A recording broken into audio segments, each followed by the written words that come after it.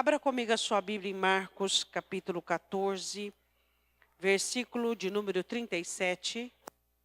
Marcos, capítulo 14, versículo 37.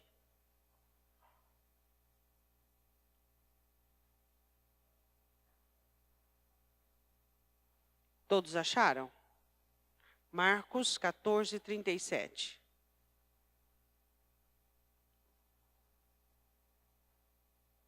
Amém? Amém ou não amém? Chegando, achou-os dormindo e disse a Pedro: Simão, dormes? Não podes vigiar uma hora? Vigiai e orai, para que não entreis em tentação. O espírito, na verdade, está pronto, mas a carne é fraca. Podemos assentar.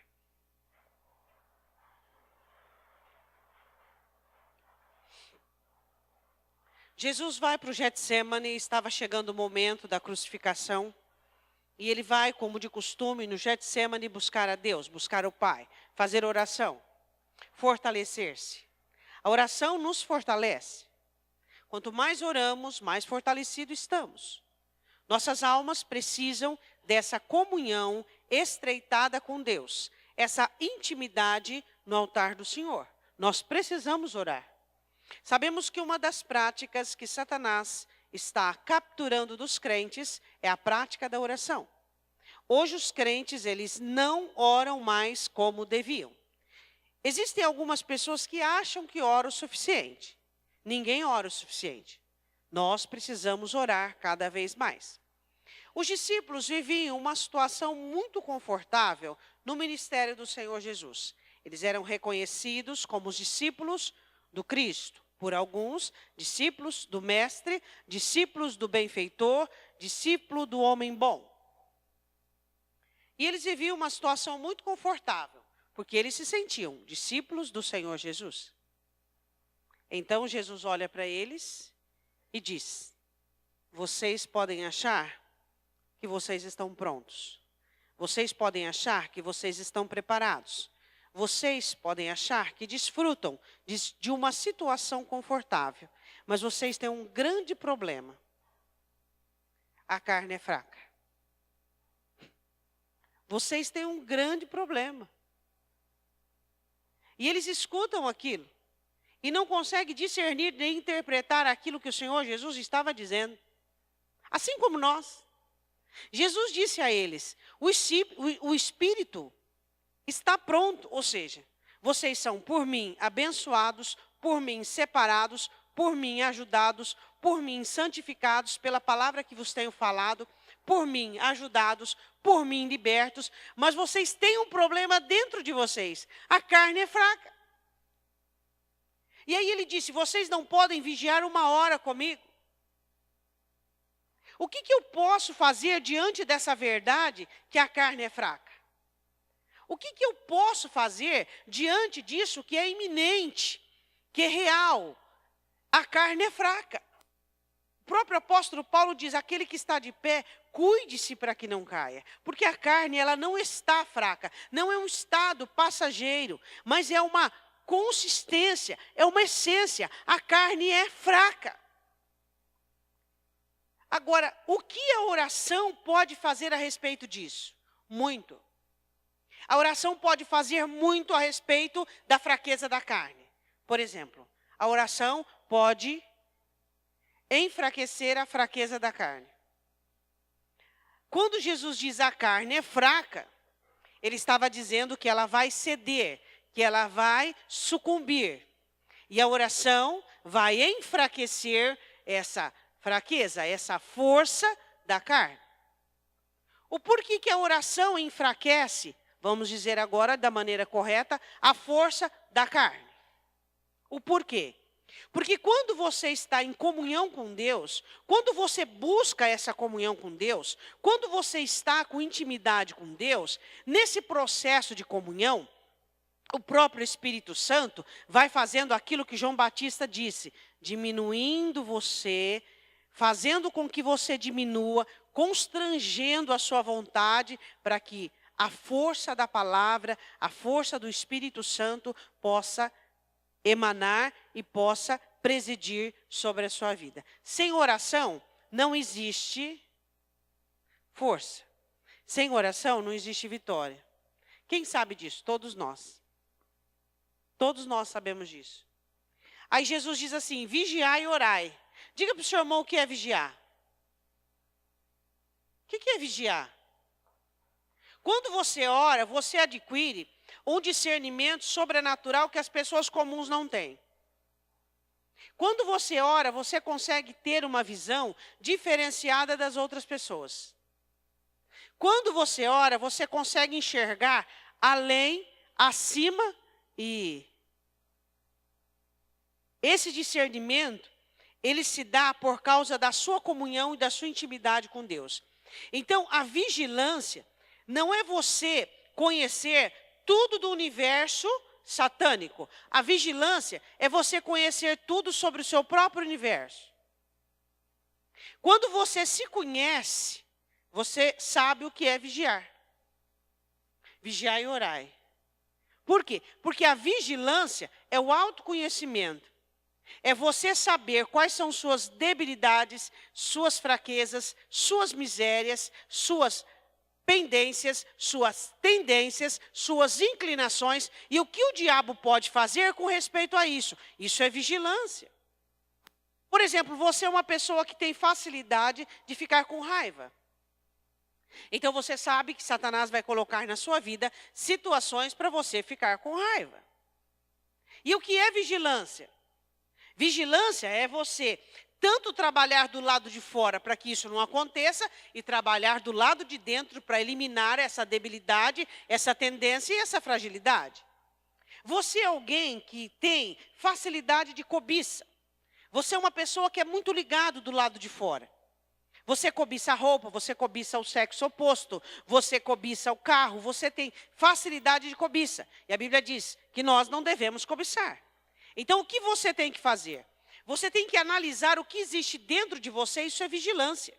Você olha o que existe dentro de você, o que te leva a cobiçar? Insatisfação, ingratidão. E isso te leva a cobiçar. O que te leva a cobiçar? Aí você percebe que você tem tendências à tristeza. Então você percebe, você vai analisando e tendo essa autovigilância para que você seja vigilante do lado de dentro e do lado de fora. Vá comigo em Lucas 22. Jesus diz para quem? Vigiai e orai para que você não caia em tentação. Para quem que ele diz? Para Pedro. Os 13 estavam juntos, mas ele diz o nome de Pedro. Lucas 22. Pedro não atenta para aquilo que Jesus disse, assim como nós não atentamos, e assim como na época de Noé, as pessoas não atentaram para aquilo que Noé estava dizendo. Você percebe que em todas as gerações, a falta de atenção é que tem condenado as pessoas? Todas as gerações. Sempre houve profetas, sempre houve avisos, sempre houve palavras, sempre houve. Mas a falta de atenção, por exemplo, hoje nós temos escrito na Bíblia e dizemos, Jesus vai voltar. Jesus vai vir para buscar o seu povo. E a palavra do Senhor diz assim, vigiai e orai para que quando Ele volte, não encontrem vocês dispersos. Nós ouvimos isso diariamente. Mas o que acontece conosco? Ficamos envolvidos. Um envolve-se com isso, outro envolve-se com aquilo, e outro envolve-se. E as pessoas ficam dispersas. E quem é o responsável por trabalhar nesse universo paralelo de deslumbre e de ilusão? Satanás. As pessoas estão perdidas. As pessoas estão sofrendo. As pessoas estão perecendo por falta do evangelho. E eu não falo só fora da igreja, dentro da igreja. As pessoas estão pecando dentro da igreja. As pessoas estão se perdendo dentro das igrejas. As pessoas estão se esfriando, desviando dentro das igrejas. Elas estão cumprindo os seus compromissos religiosos e ponto. As pessoas vão morrer dentro da igreja e elas não vão para o céu. O próprio Jesus disse isso. Por quê? Porque muitos de nós não temos ouvidos para estarmos atentos a tudo aquilo que a Escritura diz. Muitos de nós temos cegado os nossos olhos, ensurdecido os nossos ouvidos. Por quê? Porque dizemos, eu não conheço, eu não sou e eu não sei. Eu queria perguntar o quanto você conhece Jesus. Depois que Jó passa o que passa, ele diz assim, eu nunca te conheci. Eu te servia, eu te amava, eu era bom, eu era justo, reto, o maior, o melhor, mas eu não te conhecia. Qual o nível de conhecimento que nós temos sobre Deus? O quanto nós conhecemos sobre o Senhor Jesus? O quanto nós temos buscado esse conhecimento? A palavra do Senhor diz assim, de uma maneira clara, o meu povo é destruído por falta de conhecimento. Mas não é um conhecimento literário, não é um conhecimento e você dizer, eu conheço a Escritura. Não, não estou falando disso, eu estou falando de conhecer Deus.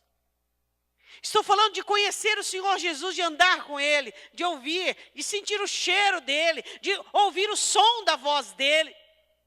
De saber o que Ele gosta, o que Ele quer, como Ele faz. É disso que eu falo. Eu não falo de conhecer versículos alterados ou sequentes. Eu falo desse conhecimento genuíno.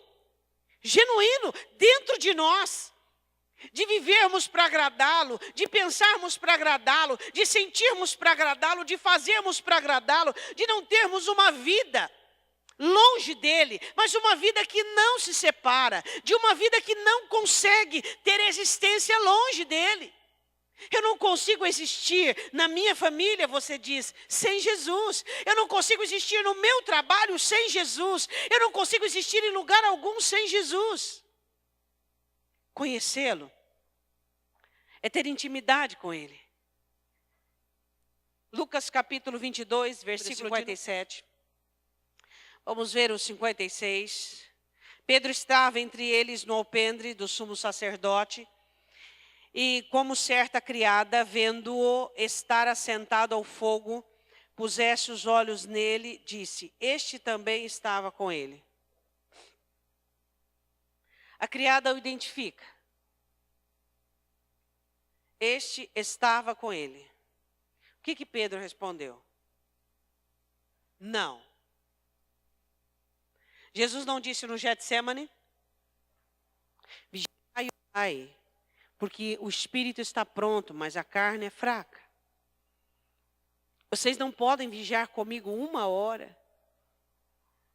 Aquela 1 hora de oração que você deixou de fazer podia te salvar daquela situação. Aquela meia hora, aqueles 20 minutos. A Bíblia diz assim, porém ele negou dizendo, mulher, eu não o conheço.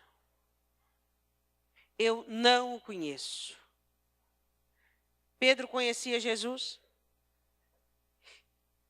Conhecia. Por que o negou? Você sabia que não ia acontecer nada com Pedro? Se ele dissesse, eu sou eu, sim, você sabe, sou eu. Você sabia que ele não ia morrer? Não naquele momento. Não naquele momento. Ele não ia morrer naquele momento. Quanto medo, quanta insegurança, quanta timidez, com medo que vai acontecer, que aquilo vai acontecer. Sendo que tudo aquilo que acontece comigo e com você já está programado e definido. Quanto medo, quanta insegurança, quanto desespero. Ele não ia morrer. Se ele confessasse e dissesse, sim, sou eu, ele não iria morrer. Mas ele negou por medo. Por quê? Porque o conhecimento dele em Cristo não era suficiente para vencer o medo. Será que o seu conhecimento em Cristo é capaz de vencer o seu medo? Hein? De você entender que ninguém pode fazer nada com a sua vida. Que ninguém pode mudar 1 centímetro da sua trajetória. Isso eu falo para todos nós nesta noite. Quanto medo, quanta incerteza, quanta estupidez emocional, quanta insegurança. Quantas vezes você se vê no vilipêndio, na humilhação diante de criados, diante de pessoas ínfimas e diminutas, porque você tem medo, porque você tem insegurança. Você treme diante de um médico, você treme diante de um advogado, ou sei lá, de uma pessoa que você julga, sei lá o quê. Por que tudo isso? Por quê? Será que não existe em nós conversões suficientes para que a nossa fé e o nosso conhecimento em Cristo ultrapasse todo medo? Quando é que nós vamos chegar diante de Deus dizendo: Senhor, eu fui livre do medo? Quando? Quando o nosso conhecimento por Cristo vai vencer a nossa timidez, a nossa insegurança, o nosso medo. Quando? Quando nós nos alimentarmos melhor. A nossa alma diariamente é alimentada por informações negativas. É a televisão que dá informações negativas. São as pessoas que conversam com você que lhes dá informação negativa. É a vida que te dá informação negativa. Você é rodeado, é coberto, é lavado, é envolto, é embrulhado em informações negativas. A Bíblia diz que nós temos que anunciar boas novas e temos que ouvi-las. A falta de ouvir boas novas, a falta de se alimentar por boas novas, tem dado aos crentes uma limitação na ousadia, uma limitação na fé. O ser humano tem prazer em falar de desgraça, o ser humano tem prazer de falar de coisas negativas e coisas ruins. E aí você acha que vai ficar livre do medo quando? Quando? Sua alma se alimenta de coisas negativas. Sua mente se alimenta de coisas negativas. Tudo que você fala tem uma conotação negativa, senão a frase toda negativa. E como é que você acha que você vai se portar, sua alma vai se portar diante das situações? Medo. Medo. E quando você tiver medo, você vai negá-lo. E quando você tiver medo, ao invés de você crer nele, você vai desacreditar. Ao invés de você perseverar, você vai desistir, você vai retroceder. Ao invés de você revestir-se, você vai desnudar-se. Ao invés de você assumir, você vai retroceder. Isso tudo por quê? Por causa do medo. E aí eu e você, que somos tão susceptíveis e tão fragilizados diante das situações da vida, como é que nós vamos chegar até o fim e assumir o Senhor Jesus diante da tribulação que há de vir sobre esta terra? Hein? Medo do quê? Medo da dor, do sofrimento. Se você pensar bem, você já passou por coisas piores daquelas que você passa. Mas a questão é a fragilidade da alma. A alma está frágil. A alma está frágil. Começa a pegar uma pessoa boa e saudável e alimentá-la apenas com comida fraca. Bem fraquinha. Sem vitaminas, sem nutrientes. O que vai acontecer com essa pessoa? Ela vai enfraquecer. E aí você quer ficar a maioria do seu dia pensando em coisas frívolas, sentindo coisas vulgares, ouvindo coisas negativas, e você acha que a sua alma vai ter condições de enfrentar o medo. É o meu conhecimento, é aquilo que eu conheço, é aquilo que eu me envolvo com ele, é aquilo que ele vai me informando, que eu vou me alimentando, que eu vou me sustentando, que vai me dar ousadia e intrepidez para vencer o medo na hora da situação difícil, na hora da situação ruim. Fica aberto comigo em Lucas, eu quero que você vá comigo em 2 Pedro. Vamos ver o que é que Pedro diz. 2 Pedro, capítulo 1. O mesmo Pedro que negou Jesus e que não deu a atenção devida às palavras do Mestre. Olha o que ele escreve em 2 Pedro 1. Vamos ver o que é que Pedro aprendeu sobre conhecer Jesus. Vamos ver o que ele aprendeu sobre a necessidade de conhecê-lo depois que negou que não o conhecia. De 0 a 10, o quanto você conhece Jesus? Pastora, como que eu posso fazer essa análise? Obras. Como você vive? caracteriza? O que você fala, o que você faz, caracteriza o seu conhecimento. Simão Pedro, servo e apóstolo de Jesus Cristo, aos que conosco alcançaram fé igualmente preciosa pela justiça do nosso Deus e Salvador Jesus Cristo. Ele começa falando sobre a necessidade de termos a fé.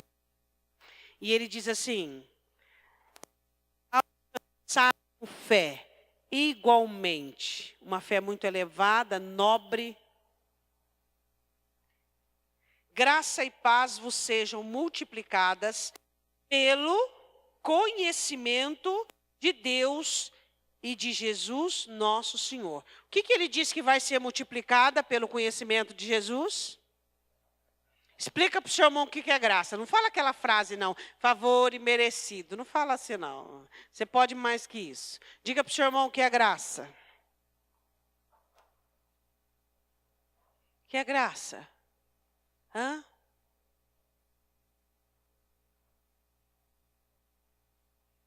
Sabe aquela habilidade de José, de olhar para a mulher de Potifar e dizer, não, não quero. Sabe Daniel, quando chega em Babilônia e vê os manjares, diz, não, não quero. Hã? Isso é graça. Graça é poder do alto nas suas atividades, nas suas escolhas, naquilo que você faz. É você ser forte o suficiente para dizer não. Isso é graça de Deus. Isso é graça. Por que alguns têm graça para perdoar? Porque tem poder do Espírito dentro de si. Por que alguns têm graça iminente, desenvoltura em uma situação, facilidade? Aquela pessoa tem graça e ela vai e ela consegue, as coisas são fáceis para ela. Por quê? Por causa desse poder, desse favor dentro da alma. A graça de Deus, a misericórdia, o favor do Senhor derramado sobre nós. Ativo, ativo, ativo. Funcionando. O crente com graça não tem amargura que perdure, mas sim o perdão. Não tem nervosismo, não tem revolta. Por quê? Porque ele tem mais o que fazer. A graça de Deus sobre ele faz com que ele deseje agradar aquele que o tem sustentado. E o conhecimento de Deus nos dá graça e paz. E o que é paz? Senão a ordem emocional e espiritual da sua vida. E o que é paz? Paz não é você ter um dinheiro para passear. Paz não é você estar com pessoas mudas que não falam. Paz não é você estar em silêncio. Paz é você ter domínio e controle sobre o que você sente. Isso é paz. Paz é quando a sua mente e o seu coração e suas emoções trabalham concordemente juntos. Vamos obedecer, vamos agradar, vamos servir a Deus. Isso é paz. Paz é quando existe uma uniformidade completa no seu ser. Você sente, pensa e faz. Trabalha concordemente para a glória de Deus. Isso é paz. Agora, que conhecimentos que os cristãos têm tido hoje? Não existe graça. Não existe poder para cumprir a palavra. Você diz assim, mas a Escritura diz isso. Você diz, eu não consigo obedecer. Falta de graça. É a graça que nos habilita a obedecer o Evangelho. É a graça que nos possibilita obedecer o Senhor e termos comunhão com Ele. Onde está a graça dos crentes? O que é graça? Graça é o poder que te habilita a obedecer o Evangelho, a cumprir a Escritura. E o que é paz? Paz é você viver em ordem. E uma ordem que o Evangelho determina. Isto é, o conhecimento de Cristo traz graça e paz. É isso que conhecer a Cristo traz. Vem o problema, vem a adversidade, vem a tentação, vem o tentador. Você tem graça, você tem poder, você tem autoridade para dizer não. Você tem ótica real, você tem confiança em Deus e você tem paz. Seus sentimentos não ficam totalmente dilacerando sua alma, dizendo eu quero. Não. Ele continua dizendo assim: visto como o seu divino poder nos deu tudo o que diz respeito à vida e à piedade. Quando você conhece Jesus, Ele te dá tudo o que diz respeito à vida e à piedade. Diga para o seu irmão, se você conhece Jesus, o suficiente, Ele tem te dado tudo. Pastora, mas eu sou uma pessoa tão insatisfeita. Sabe por quê? Porque a maior disciplina do inferno para os discípulos de Satanás é insatisfação lá no mundo. E aí ele faz com que alguns crentes também sejam insatisfeitos. Nunca está contente com nada. Tem saúde e não está contente. Nunca está contente com nada. Sempre existe uma insatisfação. Você é uma pessoa satisfeita? É só você olhar as suas críticas quando você olha para o espelho. Toda pessoa insatisfeita, quando olha para o espelho, ela esboça a sua insatisfação. Toda pessoa insatisfeita. Todo insatisfeito, quando ele olha para o espelho, ou ele tem um comentário, ou ele tem um pensamento negativo sobre si. Ele nunca pode olhar e dizer que bom. Toda pessoa insatisfeita, ela olha para a vida dela e ela tem sempre uma consideração negativa. Eu vou dizer uma frase que sempre eu digo para vocês. Se você não é feliz com o que você tem, você nunca vai ser feliz. Nunca. Porque a satisfação não tem nada a ver com o que eu tenho. Diga para o seu irmão, a satisfação nada tem a ver com o que você tem. Mas completa a frase. Mas com quem você é. A satisfação não tem nada a ver com o meu cabelo, com a minha roupa, com o meu corpo, com o meu biotipo. A satisfação tem a ver com a minha essência, com o meu eu. Se eu não sou uma pessoa que eu não me gosto, eu não tenho uma boa autoestima, eu não tenho uma boa autoimagem, se eu sou uma pessoa que eu não amo Deus como deveria, e é por isso este amor, ele não vem, ele não volta, eu vou ser insatisfeita.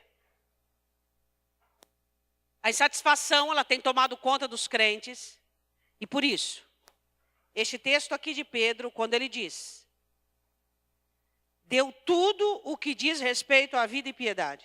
Uma vida piedosa, simples, simplicidade misturada com humildade, misturada com amor, misturada com voluntariedade. Ele tem nos dado tudo. Hoje você teve tudo o que precisou ter, até as tribulações, para a sua fé crescer. Até aquela pessoa que te deixou irritada para ver se você consegue deixar de ser nervoso. Tudo. Tudo que eu e você precisamos, Deus nos tem dado. Mas a insatisfação é enorme. Pastora, mas a Bíblia manda eu pedir. Claro, pedir com gratidão. Você tem que pedir com gratidão. O insatisfeito, ele nunca se alimenta ou come. O insatisfeito, ele nunca vê Deus naquilo que ele tem. Ele sempre vê Deus naquilo que está faltando. Está faltando algo, ele vê Deus. Cadê Deus? Senhor, o Senhor não vai dar? O Senhor não vai fazer? Ele não consegue ver Deus naquilo que ele tem, naquilo que ele possui, naquilo que ele desfruta. Ele sempre procura enxergar a falta de Deus e não a presença dele. Isso é ruim, é péssimo para você. Porque quando eu conheço a Deus, quando você conhece a Deus, nós não encontramos Deus na falta, mas na abundância de tudo que tem nos dado. Quando nós conhecemos a Deus, nós o enxergamos no ar que respiramos, na vida, na adversidade, no problema, na tribulação, pedimos força para Ele, não reclamamos, não murmuramos, nós temos recebido tudo de Deus, e é por isso que o nosso conhecimento é um conhecimento pleno, porque nós enxergamos a Deus em tudo aquilo que Ele nos tem dado. Pedro agora dizia, eu conheço a Deus, porque eu tenho recebido tudo. Amém? Você conhece a Deus? Você tem graça? E paz? Graça para amar, para perdoar, para aprender, para obedecer, para fazer, para liberar, para ser voluntário, para usar, para confiar. Você tem paz, a sua vida está em ordem. E depois ele continua dizendo assim, que Deus nos deu tudo. Aí ele diz assim, ele nos deu tudo que diz respeito à vida e piedade pelo conhecimento. Novamente ele coloca a palavra conhecimento. Pelo conhecimento daquele que nos chamou pela sua glória e virtude. Ou seja, nos deu a glória dele e a virtude dele. Ele nos deu, ele nos fez conhecê-lo. Vamos ler de novo essa última parte? Ele diz assim, pelo conhecimento daquele que nos chamou pela sua glória e virtude. Diga glória a Deus. Jesus nos conheceu, nos fez conhecê-lo. Ele nos chamou pela sua glória e pela sua virtude, pelo seu poder. Diga amém. Você conhece Jesus? Jesus que te dá graça, que te dá paz, que te mostra o que é glória, que te mostra o que é poder, que te mostra o que é conhecê-lo. Aí ele termina dizendo assim, pelos quais ele nos tem dado, quantas coisas diz Pedro que ele nos tem dado? Grandíssimas e preciosas promessas. Quem tem grandíssimas e preciosas promessas? Qual é a maior delas? Qual é a maior delas? Você não é desta terra. Você é um empréstimo do céu para a terra. Não age como habitante dela. Eu e você somos um empréstimo do céu para a terra. O céu nos emprestou por um pequeno período de tempo para vivermos aqui e aqui manifestarmos a glória de Deus e aqui mostrarmos o quanto conhecemos o autor e o consumador, o advogado, a água viva, o alfa e o ômega, a rocha, a pedra de esquina, aquele que tem autoridade suprema no céu e na terra. Amém? Você não é da terra, eu não sou da terra. Amém? Você tem pensado nas coisas do céu? Você tem preparado um lugar lá?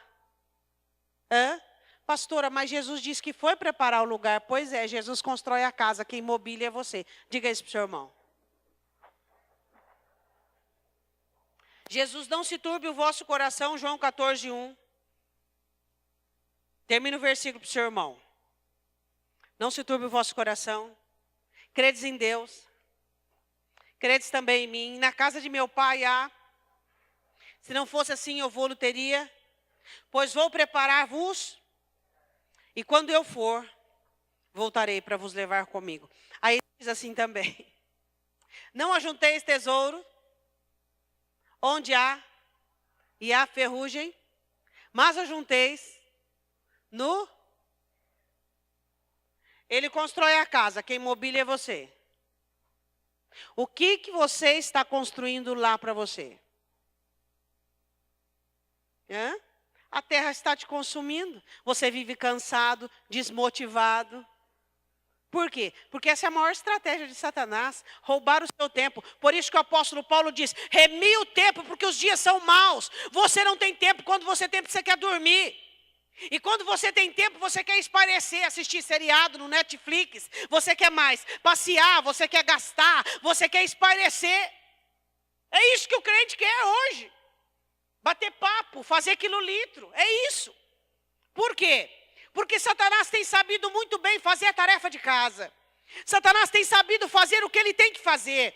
Ele tem distraído os crentes de tal maneira que os crentes não têm podido mais ficar a sós com Deus. Eles não têm derramado mais as suas vidas e as suas lágrimas diante dos pés do Senhor. E eles estão totalmente despreparados, sem vigilância nenhuma para o arrebatamento.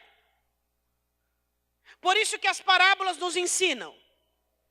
As das virgens. que metade delas não terão óleo, não terão sobriedade suficiente. E todos esses avisos estão assim, ó. Não estão latentes, não estão escondidos, não. Estão explícitos diante dos nossos olhos, estão borbulhando diante dos nossos olhos. E o que nós temos feito? Nada. O que as pessoas faziam quando Noé pregava? Nada. Hein? O que as pessoas faziam quando Ló pregava lá fora na cidade? Nada. O que as pessoas têm feito hoje dentro das igrejas? Nada. Ninguém tem se preparado com a vigilância e com a oração, que são os dois ofícios que a nós cabe. Mas nós estamos muito cansados para isso, nós estamos muito esgotados. Chega numa sexta-feira como essa, você quer dormir amanhã até meio-dia, e almoçar e depois dormir de novo, e é uma dormidança que não sabe de onde vem. Por quê? Você está cansado demais? Porque a correria do dia a dia, porque a cobiça não para, porque a insatisfação não para, e você quer mais, e você quer mais, e você quer mais. Família.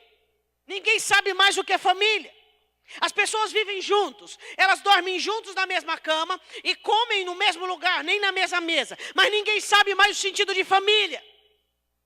Depois que entrou a televisão, 40% da família se perdeu. Depois do celular, o resto foi embora. Não se tem mais família. As pessoas não dialogam, não conversam, não falam de problemas, não falam de situações. Você fala com outras pessoas lá na China e você não fala com quem está perto de você. Isso é uma coisa insana, de gente maluca, gente desequilibrada. E o inferno está aplaudindo de pé, porque as pessoas estão se perdendo na própria ciência multiplicada e na própria tecnologia investida.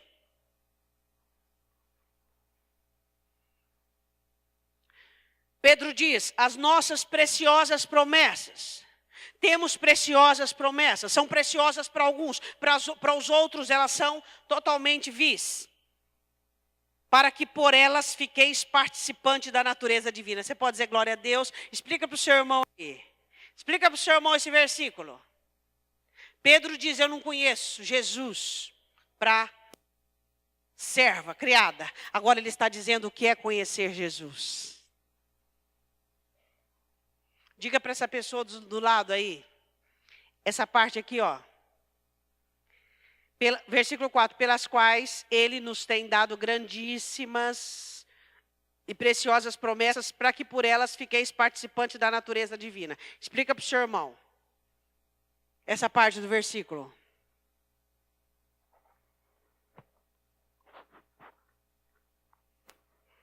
Todo mundo quer ter promessa.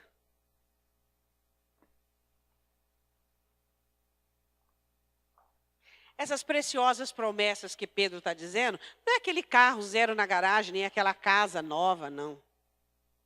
Pedro estava falando de promessas que nós iríamos ser santos, que nós iríamos ir para o céu, que nós iríamos ser justificados, santificados, que nós mataríamos a carne e viveríamos uma nova criatura. Então, diante dessas grandíssimas e preciosas promessas, nós vamos nos tornando participantes da natureza divina. Vamos nos tornando mais Cristo, a natureza dele. Natureza? Eu tenho a natureza do meu pai. Que pai? O teu pai da terra? Que servia a Satanás, iracundo, nervoso, irado, endiabrado? É esse pai? Ou seu pai que está nos céus? Eu tenho a natureza da minha mãe, qual? Aquela desequilibrada, que xingava, que blasfemava, que murmurava. Natureza divina. Quem tem as preciosas promessas do Senhor dentro, plantadas e semeadas dentro da alma, ele vai lutando, batalhando, e as duas coisas vão andando juntas. As promessas vão se levantando e a natureza divina vai aparecendo como o sol da justiça. Natureza de Cristo em nós, para que nós possamos entender o que são preciosas promessas. Tem gente que pensa que o céu é igual que esse caminhão pau de arara. Lembra aqueles caminhão pau de arara? Que um caía, o outro ia, estendia a mão e puxava para cima. Tem gente que pensa que o céu é assim. É igual esse caminhão pau de arara. Caiu, sobe, vai de qualquer jeito, um amontoado em cima do outro, e não cabe mais, mas enfia, põe. Não. Preciosas promessas, natureza divina. Preciosas promessas, natureza divina. Amar como Jesus, pensar como Jesus, planejar como Jesus, falar como Jesus, agir como Jesus, sentir como Jesus, viver como Jesus, agradar a Deus como Jesus. Isto é natureza divina. Olhar para você e as pessoas identificarem o Senhor Jesus. Queria perguntar uma coisa para você. O que você é parecido com o Senhor Jesus? Diz 3 coisas.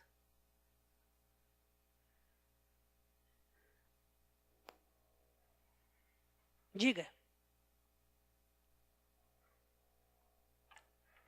Dependência do Pai, pacificador, sobriedade.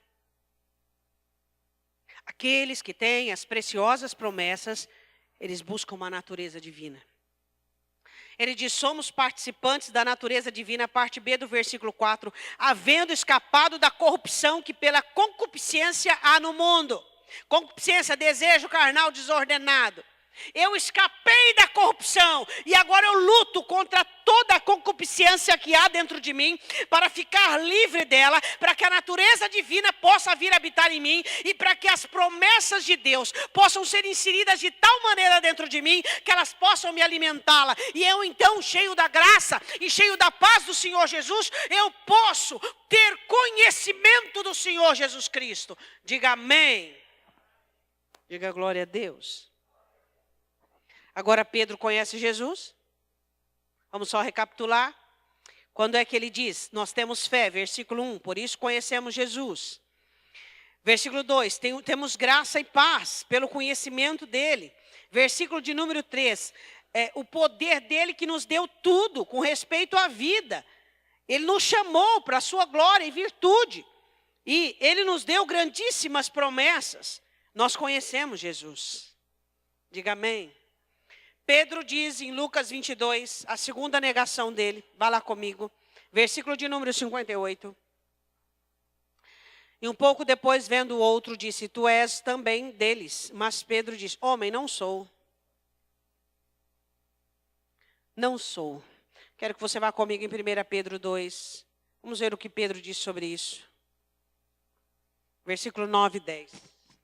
Não sou. Um homem olha para ele e diz assim, você é um deles. Não sou. Como não sou? Se tivesse assim uma câmera bem miúda te filmando no trabalho, te filmando nas ruas, quando passa mulheres perto de você ou quando alguma situação, e passasse aqui no telão, perto de todo mundo, você ficaria envergonhado de que jeito? Pois é. Tem essa câmera. Essa câmera não é uma câmera com uma tecnologia humana. Essa filmagem tem 7 olhos. Ele vê tudo o que você faz. Tudo o que você faz. E sabe uma coisa que é muito interessante? Eu acho algumas coisas muito interessantes. Existem algumas pessoas que acham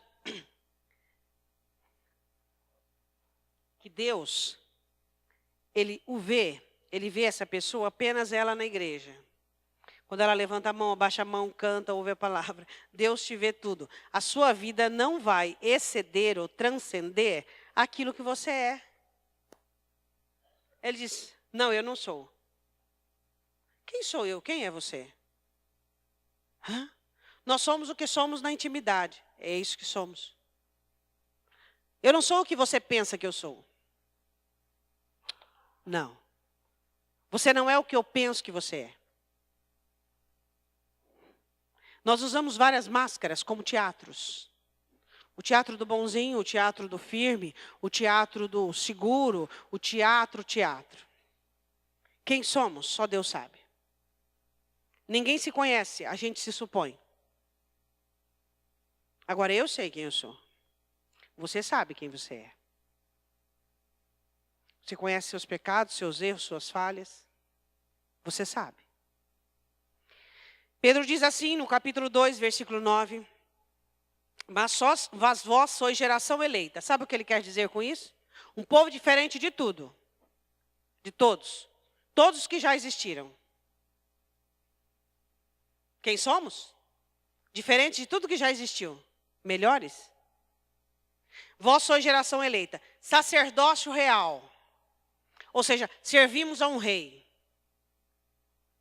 Servimos espiritualmente a um rei. Oferecemos sacrifícios espirituais a um rei. Aí ele continua dizendo, nação santa. Nação Brasil, não, povo separado. Povo adquirido. Não, ganho, comprado, adquirido. Para que anuncieis as virtudes daquele que vos chamou das trevas para a sua maravilhosa luz. Mensageiros, anunciadores, isso é o que somos. Quem somos? Fazemos parte de uma geração tecnológica? É? Eleita. Sacerdócio de um rei. Nação santa. Povo ganho, adquirido, para que anunciemos. Versículo 10. Vós que noutro tempo não erais povo, nós éramos gentios, éramos populacho. Você sabia que o populacho vivia no meio de Israel? Acredito eu que grandes daquelas fermentações era o populacho. Populacho está dentro da igreja, Rosimeire? Como que eu chamo populacho hoje? Joio. Quem é o populacho? Populacho é aqueles que, a parábola do Senhor Jesus diz que joga a rede e vem um monte de peixe. Você já viu essa parábola gostosa? Essa parábola é muito gostosa, porque é elucidativa. Aí o Senhor Jesus diz assim, e na consumação dos séculos, os anjos virão e separarão os peixes. Não é agora. Então agora tem peixe bom, peixe cheio de espinho, você morde assim, só espeta. Hã? Você pegar nele sem pegar com um pano.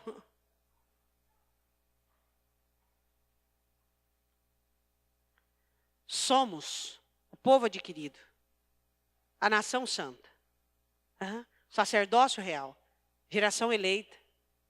Somos quem Pedro é, quem eu sou, que ele entendeu que ele era. Ele diz assim, vós que no outro tempo não erais povo, mas agora sois povo de Deus, que não tinhais alcançado a misericórdia, mas agora alcançastes a misericórdia. Você pode dizer glória a Deus? O crente gosta de uma misericórdia de uma maneira assim. Eu acho que os crentes mais gostam da igreja é misericórdia. É ou não é? Fala a verdade. Hã? Você sabia, você já leu a escritura que diz que a misericórdia é verdade e não pode se separar? Não se aplica misericórdia sem verdade. Só se aplica misericórdia baseada em verdade. Quem gosta muito de misericórdia é os pecadores. Os pecadores gostam de uma misericórdia, mas gostam de uma misericórdia. Eu gosto de misericórdia. Você gosta de misericórdia.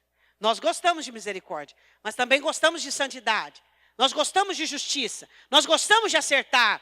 Nós gostamos do que Deus gosta e amamos o que Deus ama. E é por isso que Satanás não tem vez conosco. Olha para o seu irmão e diga, é por isso que Satanás não tem vez com você. Amém? Porque nós não éramos povo, não tínhamos, mas hoje nós temos. Então nós somos esse povo santo e adquirido. Assuma essa identidade, essa é a minha identidade. Tem gente que fica assim, ó, eu quero achar minha identidade, eu quero achar minha identidade, eu quero achar minha identidade. Aqui a sua identidade. É isso que somos. Aí Pedro ainda diz em Lucas 22, vai lá comigo, versículo de número 60. Passou-se quase uma hora. E disseram para ele, você estava com ele, porque você é galileu. E Pedro disse, homem, não sei o que dizes. Vai em 1 Pedro 5, eu não sei o que você fala. Não sei o que você está falando. Não sei desse assunto. Vai em 1 Pedro 5. Do que o homem estava falando? Por trás daquela tentação, havia o inimigo trazendo humilhação e vergonha a Pedro. O sofrimento de Jesus foi completo, né?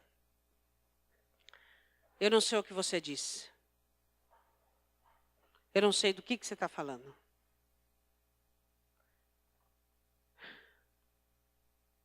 Quando Jesus falou com ele, ele sabia do que Jesus estava falando. Pedro olha para o homem e diz assim, eu não sei o que você disse. Claro que ele sabia do que ele estava dizendo. Ele estava dizendo que Pedro era galileu e que andava com Jesus. Não, eu não sei do que você está falando. Ele deu uma de ignorante. Não sabia o que aquele homem estava dizendo. Mas eu vou falar agora do que Pedro, depois de algum tempo, sabia. 1 Pedro 5, versículo de número 7.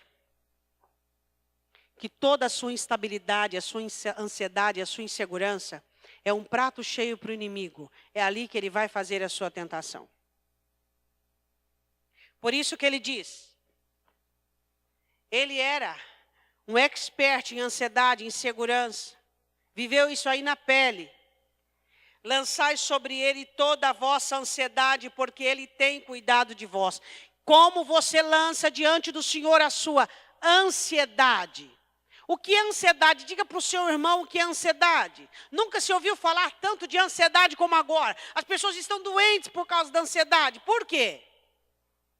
De onde vem a palavra ansiedade? Ânsia. O que é ânsia? Querer. Mas querer o quê? O que você não tem. A ansiedade vem de você querer o que você não tem. Mas por que você quer tanto que você não tem? Se o que você tem, você despreza. É uma coisa malucada. A satisfação pelas coisas que você possui vai curar a sua ansiedade.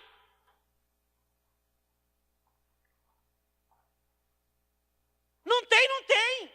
Eu não tenho. Está ansioso porque não tem coragem. Eu não tenho, por que vai ficar ansioso? Eu não tenho. Vai fazer o quê? Chegar lá na hora, eu vou ver o que eu faço. É ou não é? Mas antes de ir, fica ansioso porque não tem coragem. Mas a sua ansiedade vai te dar coragem? Não.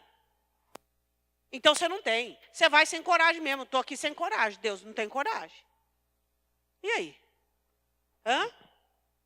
Ansioso por quê? Porque a coisa no dia seguinte vai estar ruim. Mas peraí, se você ficar ansioso, a coisa vai melhorar? Então vai para o dia seguinte e dizer, Senhor, eu não tenho. O Senhor não é o dono da minha vida? Ânsia.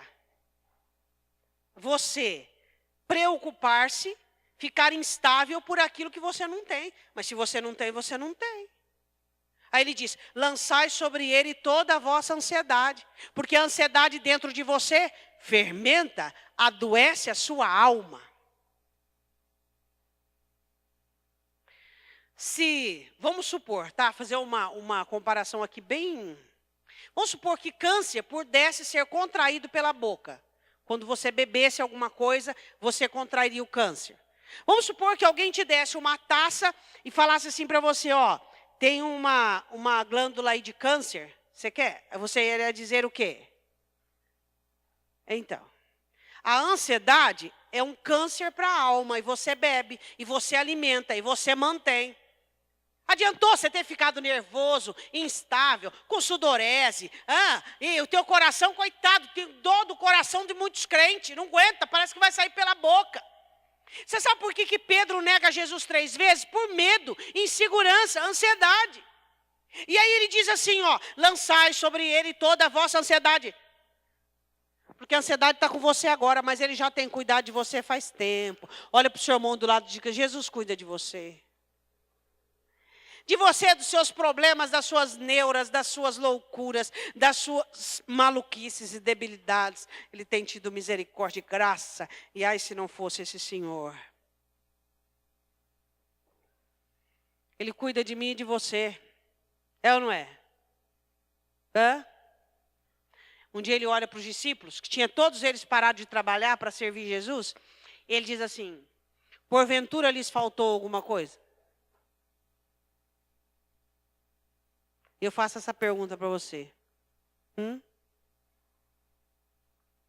Porventura tem te faltado alguma coisa?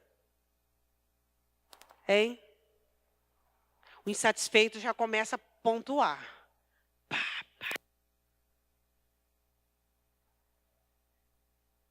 Pastora, tem faltado dinheiro para pagar as dívidas.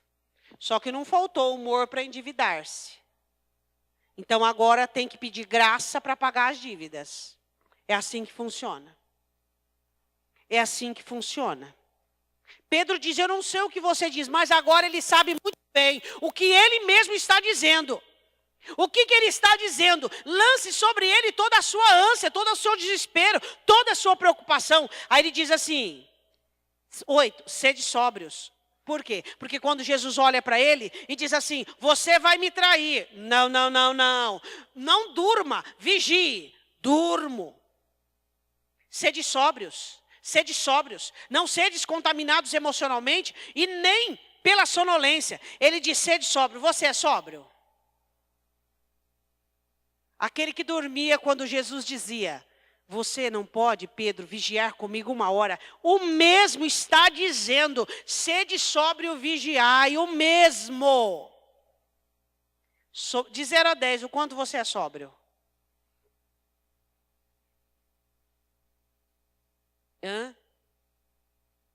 Vai fazer uma coisa amanhã, já está inteirinho lá. Pensando como fazer, de que jeito vai fazer, e se, 0 de sobriedade. Vai acontecer uma festa, outra semana que vem, foi convidado para uma festa, e já está pensando, e já está...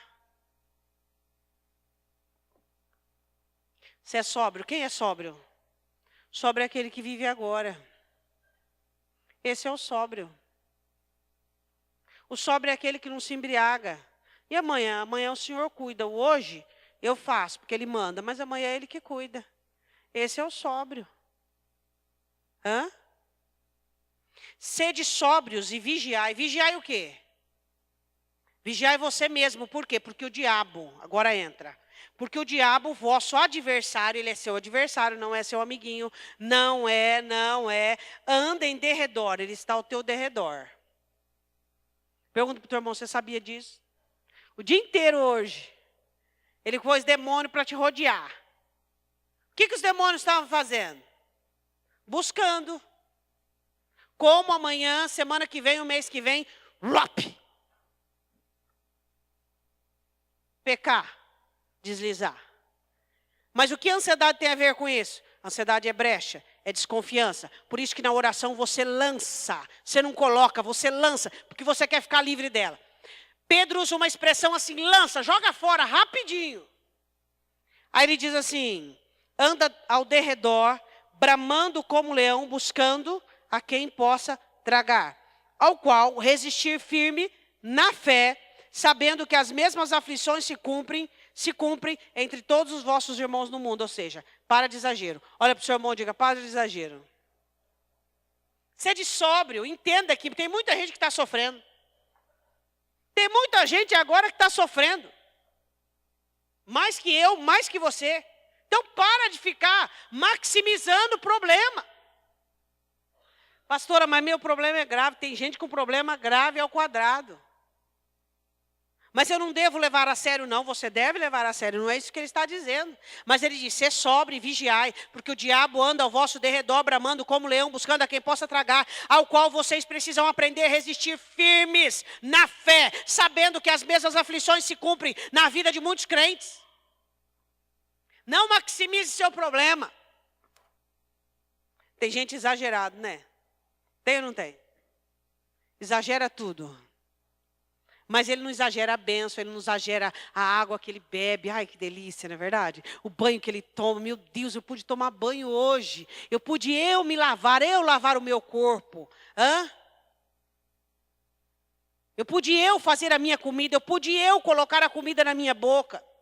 Eu pude trabalhar, vir, andar, Mas quando é uma situação negativa, ele maximiza, ele generaliza. Quantas vezes hoje você deu graças a Deus pelo ar que respira, pelo sol, pela vida, por poder ir, por poder fazer? E quantas vezes você reclamou música ao diabo? Diga para o seu irmão, toda vez que você murmura, o diabo dança. Porque é música aos ouvidos dele. É música, você está cantando a canção que ele gosta de ouvir. E tem gente que gosta de murmurar, gosta de reclamar e gosta de falar. Tem gente que tem um monte de demônio, uma orquestra do lado dele, só esperando ele cantar para a orquestra dos demônios tocarem. E aí? Murmura do casamento, do marido, do trabalho. Qual música vai vir agora? Os demônios dizem. Agora é do casamento, agora é do trabalho, agora é da saúde, agora é da vida, agora é das dívidas, agora é das coisas ruins, agora é do culto, agora é do pastor, agora é da pastora, agora é do irmão, agora é do líder, agora é da própria vida, agora é dele mesmo. Como eu estou gordo, como isso, como aquilo outro. E na hora de comer, fala, ai que delícia. Então não fala que delícia. É ou não é? Hã?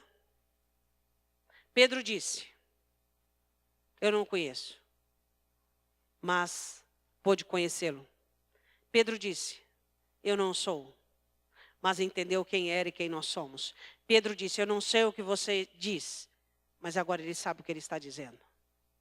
Eu queria que você fechasse os seus olhos. Melhor, vamos ficar de pé.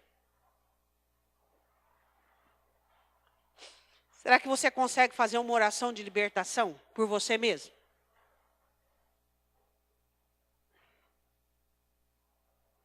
Uma oração de libertação por você mesmo. Para quem você vai dizer, para o que você vai dizer chega, mas chega de verdade, igual crente. Fecha seus olhos. Eu sei que Deus falou com você, Deus falou comigo, Deus falou conosco. O que hoje você vai dizer? Basta, chegou, parou aqui. Eu não vou oferecer mais isso a Satanás. Não vou mais cair em tentação. A mensagem hoje é tentações. Chega. Cobiça, insatisfação, ingratidão. Abra a sua boca agora. Você sabe por que você tem que orar alto? Porque Deus deu som à sua voz. E quando o salmista Davi dizia que clamava, e quando a Escritura nos ordena a clamar, é para que nós aumentemos o som da nossa voz. Deus não é surdo, mas Ele quer ouvir o quanto há em você de necessidade real. Fala com Deus agora o que chega, o que parou na sua vida. Jesus disse, vigiai e orai, porque vocês não precisam cair em tentação. Porque o espírito pode estar pronto, mas a carne é fraca. Sua carne é fraca. Por isso você precisa conhecê-lo. Você precisa saber quem ele é e quem você é. E você precisa saber o que ele diz e no que você acredita. Em nome de Jesus. As 3 tentações de Pedro, das quais ele caiu em todas elas. Quais são as tentações que você está cedendo? Quais são as tentações que você está caindo? Insegurança, fraqueza, debilidade, medo, ansiedade, timidez. Coloca diante do Senhor agora. Diga para o Espírito Santo que você precisa livrar-se desse pânico, dessa depressão, dessa ansiedade, desse medo. Diga ao Espírito Santo agora. Diga ao Espírito Santo agora que você precisa ficar livre dessa ansiedade, dessa preocupação, desse medo agora. Diga em nome de Jesus. Peça ao Espírito Santo para ele tapar as brechas da sua alma agora. A confusão, a falta de racionalização, onde você não consegue pôr em ordem os seus pensamentos. E Satanás consegue fazer com que o seu coração fique confuso. Em nome de Jesus, diga ao Senhor, eu quero ser simples, eu quero a simplicidade do Evangelho. Eu quero ser livre dessa depressão, eu quero ser livre desse pânico, eu quero ser livre desse medo, dessa ansiedade, dessa timidez, de tudo isso que nesse montante Satanás tem aproveitado. Diga ao Senhor agora que você quer ficar livre disso tudo. Diga que você quer ficar livre, que você não aceita mais ser condicionado à ansiedade, ser condicionado ao medo. Espírito Santo de Deus, venha libertar o teu povo da ansiedade. Venha, Espírito Santo de Deus, trazer a cura a todo aquele que é dominado, a todo aquele que vive debaixo do domínio da ansiedade, a todo aquele, Deus, que vive debaixo do governo do medo, da depressão, da angústia. Oh Espírito Santo de Deus, agora nós te pedimos a libertação para o teu povo. Nós te pedimos que o Senhor venha ministrar a libertação para a alma do teu povo, para a vida do teu povo. Em nome de Jesus Cristo agora, o governo, o poder, a autoridade ministrada sobre cada um daquele que clama, sobre cada um daquele que pede, Pai. Aquele que é, Senhor, sistemático no pecado, sistemático na angústia, eu te peço em nome de Jesus, venha libertar agora todos os espíritos das trevas, todos os espíritos de opressão, todos os espíritos malignos que andam ao derredor, que têm usado dardos, setas, que têm feito lacunas, que têm intrometido na vida do seu povo para aprisioná-los, para capturá-los. Você que nesta noite está detido por espíritos que colocam ansiedade, por espíritos que te manipulam com medo, com incerteza, com insegurança. Em nome de Jesus Cristo, você precisa resistir a esses demônios. Você precisa buscar conhecer a Cristo e a ti mesmo. Você precisa saber quem Ele é e quem você é. Você precisa saber o que tem dito e o que Ele tem dito a você. Você precisa regrar a sua vida. Você precisa de sobriedade, de vigilância. Oh Espírito Santo de Deus, vem ministrar em nós a liberdade do Calvário. Venha ministrar em nós o teu poder, a tua autoridade. Venha sobre as nossas vidas, ó Deus. Eu quero que você levante a sua mão direita. Que você diga assim, em nome de Jesus, eu repreendo toda opressão maligna sobre a minha vida. Eu repreendo toda entrada e toda permissividade do inimigo sobre a minha vida.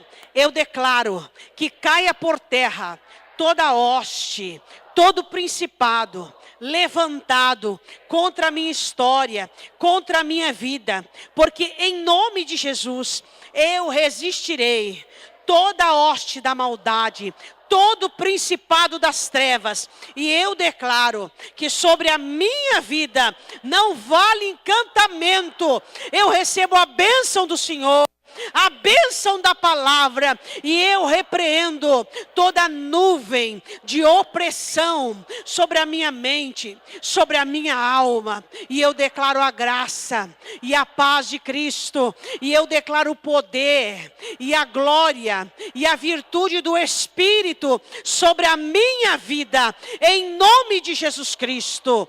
Diga amém.